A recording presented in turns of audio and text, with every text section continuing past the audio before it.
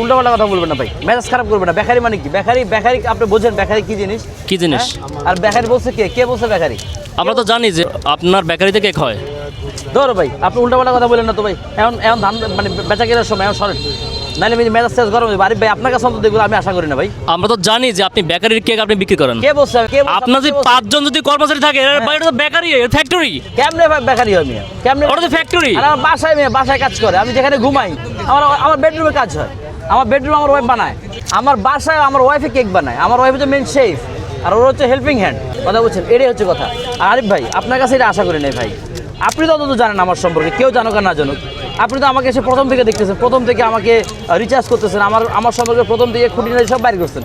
আপনি তো জানেন, হ্যাঁ। সেখানে আপনি হচ্ছে ওই সিনিয়র মতো আপনিও কয়ে নিলেন এই কথাটা। কেমনে করলেন ভাই? অসম্ভব ভাই, আমি আপনার কাছে এটা মানতে পারলাম না ভাই। আজকে আপনার লোকে আমার মুখ কালাকালি হয়ে যাবো ভাই। আপনি কেমনে কথাটা বলেন ভাই?